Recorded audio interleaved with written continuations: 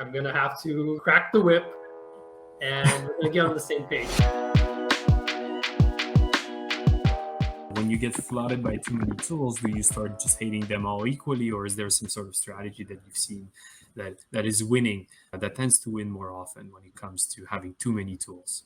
When everyone uses different tools and you're getting bombarded by messaging from many different sources, sometimes someone has to step in, taking the authoritarian role and being the bad guy. Sometimes it's necessary to be a bad guy and not have this flat structure where everyone can just kind of do what they feel is right.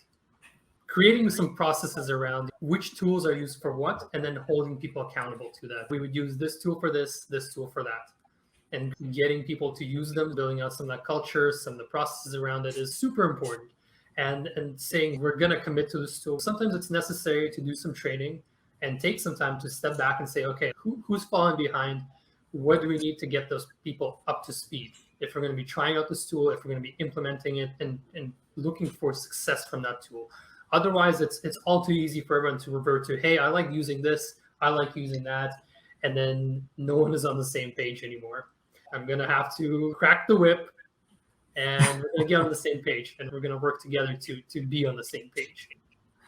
I like the wording because you're not winning any points on using authoritarian as a model, and especially in the nonprofit world. But for example, Grey Box, we're pretty tech-savvy bunch, but we still have to do it. Like, it still takes time before everybody's on page. And not only that, if you get comfortable with a tool, it'll slide over time. You know, people will stop doing the stuff they used to do that worked well. So rather than one person, as a team, we kind of try to keep ourselves accountable. And sometimes it works better, sometimes it works less. But there's kind of maybe some rule of thumb I can provide that, at least in my experience, tends to work well. I'm trying to have at least 20% of our discussion being public.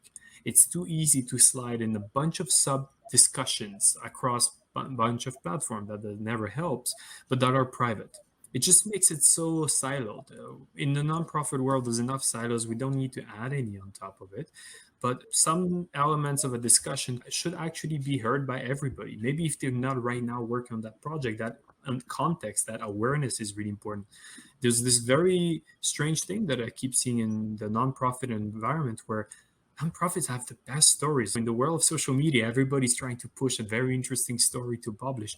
Trust me, nonprofits have the best stories. They're on the field doing amazing impact.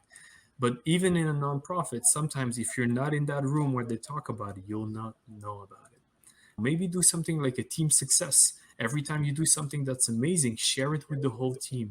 Account for the fact that maybe everybody's curious about how things are going, and it creates a bit of more symmetry. It makes a bit of noise, true, because you're suddenly everybody's talking, but that's where some practices like having channels dedicated to topics, having threads, right? As you said, so that you don't have to scroll forever. You can have not only a channel dedicated to a specific topic, but if somebody asks a question, then it starts a thread. And the last one that's for me is really, really important, especially when we have all those tools, is do not consider a tool if it doesn't have good notification system. And I mean, not from the fact that it bombards you all the time. That's not a good notification system.